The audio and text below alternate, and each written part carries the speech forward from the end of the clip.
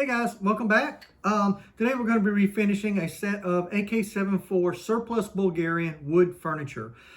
This furniture consists of both laminate as well as hardwood in the same set, and this process works equally well for both. We're going to be using an amber shellac, and we're also going to be using a little bit of wood stain, which you don't have to use. That's optional depending on the color and look that you're going for. But if you're looking for a pretty simple and inexpensive refinishing system process on surplus Soviet style furniture, I think I've got a pretty good one here that works pretty good for me. I've used it many times and it always comes out with good results. And if you make mistakes, it's easy to touch up and clean up. The shellac is pretty forgiving. So anyway, stick around and we'll cover that process. All right, first thing we're going to do is just go ahead and remove our hardware. Get all the metal hardware off.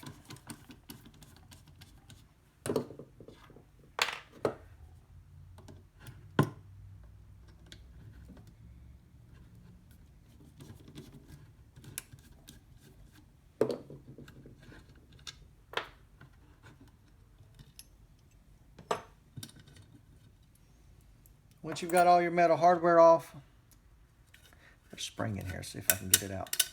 Yeah, we're going to clean this. I can tell you that this is sticky, but this stock doesn't look bad, and the upper hand guard doesn't look bad. But look at this lower hand guard. I mean, that is just soaked in sweat and grime from years of use and abuse. Maybe it's gotten hot. So we want to try to clean this up as much as we can before we do any kind of staining. There's still some shellac here, which we'll end up removing. But the first thing we're going to do is just wash these. Now, what I like to use, and what I love to use, is just some Simple Green. Simple Green works great for everything, and it will go ahead and get this stickiness off.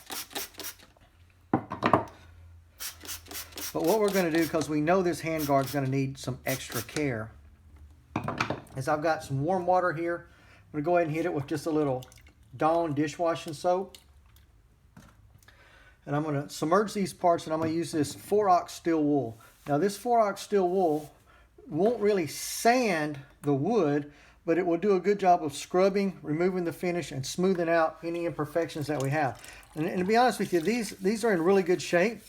They don't have much in terms of imperfections.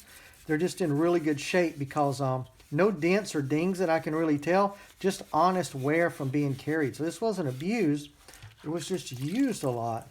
Oh, and you can see, I don't know if you can see that, the black dirt and grime sweat coming out of this.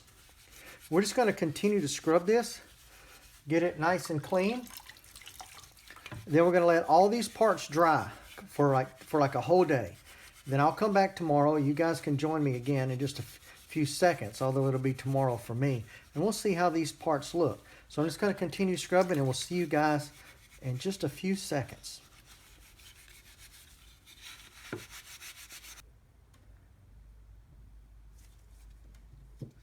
All right, guys, so first of all, we clean these parts, particularly this dirty handguard, and it's looking better. Look at what came out of that handguard. That is some nasty grime and water. So we're going to change this water out to some clean, soapy water. Got some issues here on the stock where some of the shellac is still in place. Most of it came off, but some of it is still there. Same thing even on the handguard back here. In the back where it sits under the ferrule, that's still got some shellac on it. So what we're going to do is we're going to take some of this stripper. This is just a paint stripper. And we're going to go ahead and start cleaning that off. Now, I'll recommend when you guys buy a paint stripper, buy the good stuff. Don't buy like the citric brand stuff. It's a lot more gentle, but it's not nearly as effective. So we're going to just coat this all this wood down really good. And we're going to come back in about 15 minutes once it's worked its magic. And we will have our clean water. We'll dunk it back in the clean water. And we'll use our SOS or our 4-ox steel wool pad to take the last of this shellac off. And so, yeah, we'll just come back in a few minutes once I get all these coated and they've set for 15 minutes. And we'll have another look at them. All right, guys, I don't know if I mentioned this before, but this is the dishwashing soap I'm using. Any will work. You don't have to go for the Dawn Platinum, but this is just what we keep at the house. A little bit of this in our new clean, warm water. Parts have been sitting for actually about half an hour now because I ran a couple of errands. But anyway, we're going to go ahead and do the same process as before. We're going to take our 4-ox steel wool. We're just going to start scrubbing, get all that cleaner, all that stripper off the wood. And we can see, man, it is just really coming off right there. But for sure, this is going to now have taken off all of that old shellac that was still on there. And when we get all that old shellac off, I'm going to get a new piece of this. I think it's just rusty. This comes in big packs like this, so it's cheap. It's not expensive at all. We're going to get all this shellac off of here now. We're going to let these parts dry for another day, so we'll come back tomorrow. And we should be almost ready to start staining these parts and then shellacking these parts. Now, you're going to have some options where you can shellac, just shellac, or I'm going to use a little bit of stain. I'm going to put a little bit of red in here. This is Sedona red. I'm going to probably do a really light coat of this. And then once that dries, I'll come through and I'll hit it with the shellac, and that's really gonna make it look like we want it to look. So yeah, just bear with us. In a few seconds, we'll come back here, but it'll be tomorrow for me, and all these parts will be cleaned. All of the stripper will be off, and they'll be dry.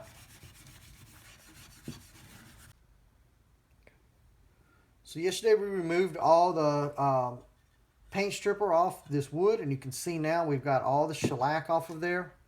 This step you might not have to do, and we probably wouldn't have to do it either, but we're going to anyway. What will happen is you'll get some broken fibers on your wood, and those will stand up when you go to stain or shellac and keep it from being very smooth. Now, we're not going to go for a glassy smooth finish on this, but we're going to go ahead and do this step anyway. We're just going to take this rag, which we're going to just make damp in some dry, clean, or some clean water, rather. And we're just going to just lightly dampen the exterior of the wood. It's just all we're trying to do. We're not trying to soak it down, just lightly dampen it. And as this dries, any of those broken fibers will begin to stand up. And we're going to come back after about 30 minutes once this is air dried. We're going to use some fine grit sandpaper. I wouldn't probably go any coarser than this. This is a 320. And we'll just very lightly, I don't really want to sand this at all. I really probably don't have to. We'll very lightly sand over this wood. And then I believe we're going to be ready for stain. So we'll see you back here in about 30 minutes.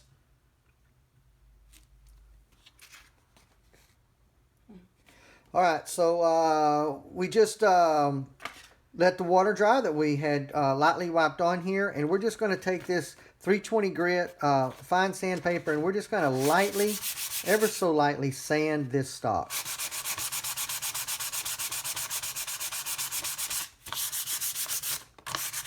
Once I've got all these pieces lightly sanded, I'm going to wipe them one more time, and then we'll be ready for our stain.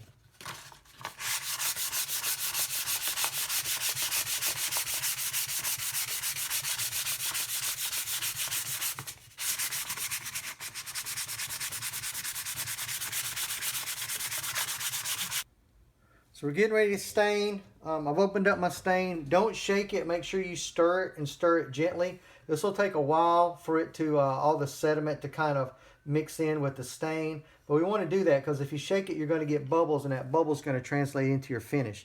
Now you can do this a lot of ways. Use an old piece of t-shirt, a nice paintbrush. I've got these like cotton makeup removers that seem to work really well. I'm just going to dip that in here, and I'm just going to give this thing a coat and let it soak in. I've got gloves on because if you otherwise you're just going to end up staining your fingertips, and that stuff will stay on for a couple of days.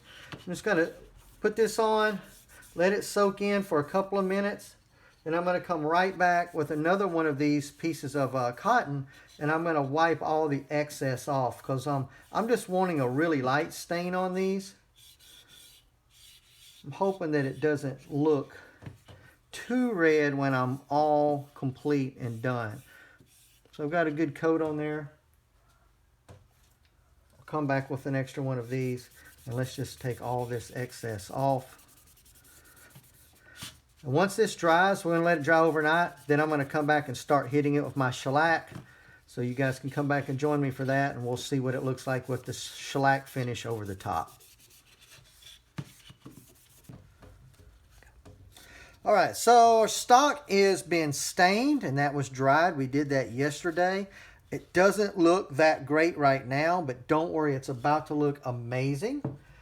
So we're about to shellac it. So I'm using this shellac. This is a Zinsser Bullseye shellac. This is the amber, the orange shellac. This is what you want for like your Soviet furniture. What I've done is I've mixed some here, and I'm doing about 3 parts shellac, 1 part denatured alcohol, and that's going to thin it up. It's too thick, in my opinion, out of the can. We'll do a few thin coats this way. We're going to do about 3 coats. Now you can put this on using a rag, cut up t-shirt, whatever you want that's not going to leave any lint behind. I've got a pretty brush. I used to paint houses, and these used to be some of the better brushes you could get, and I've got some left over from back in the day. So I'm going to go ahead and get started here with my pretty brush. Now this is still going to dry pretty quick. Like I said, we're going to do about 3 coats. So you want, with it being this thin, don't worry about runs too much at first. Just going to take it straight down. We want to make sure we get good coverage, but we work pretty quick, because if we don't, it'll get tacky on us. We don't want it too thick. We don't want to spend too much time in any one place, because it will start to tack up pretty quick. Make sure you don't miss any spots. This is really gonna give it a different look here as we come through.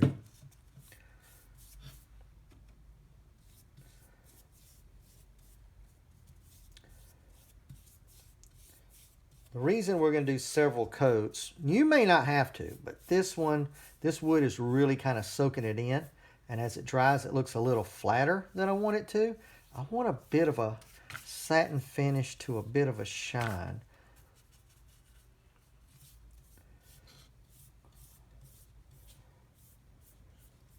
That's looking good. That looks good. You might can see in the light it's already starting to dry a little bit. That's okay. We're going to come back. We're going to do 2 more coats, just like I did that coat. Nothing different. 2 more coats, and then we'll have a look at it. All right, so you can see this is after the first coat is dried. And you know what? It looks fine. It really does, but it's not as shiny as I want. I want it to have a little more shine than that. And that's just because we need to add a couple more coats. So I'm just going to put the next coat on exactly like I did the first coat. Not too thick. Just get full coverage over all the dry spots. Make sure there's not any dry spots, and then hang it up. Let it dry for about 15 minutes. This doesn't take long to dry. And after that 15 minutes, we'll come back, we'll inspect, and we're going to give it another coat until it looks, I want it to look like it does right now. Nice and wet.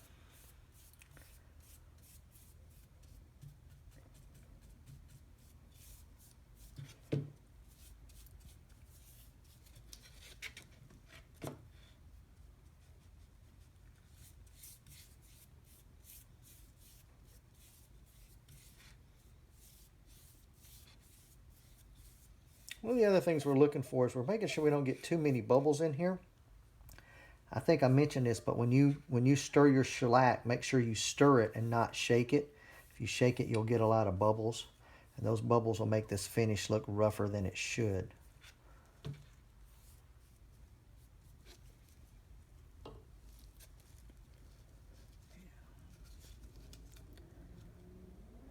Yeah, that's going to look all right.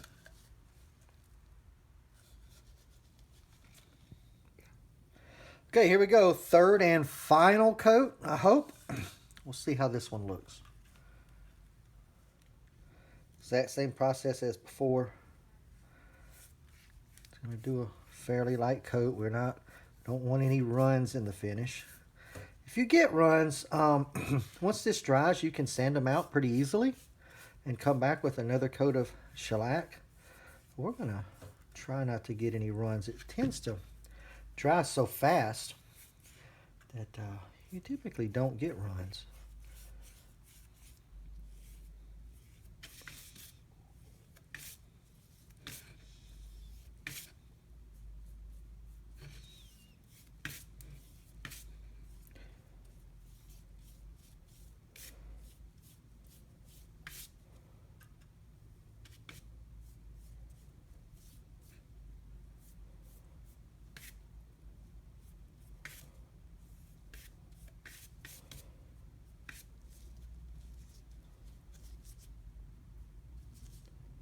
I'm just making sure I don't have any dry spots here. Yeah,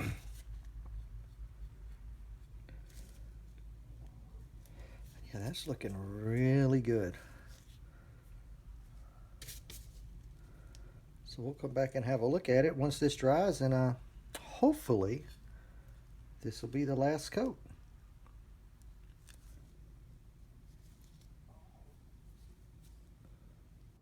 So here's the finished product. As you can see, turned out really nice. We've got a hardwood stock here.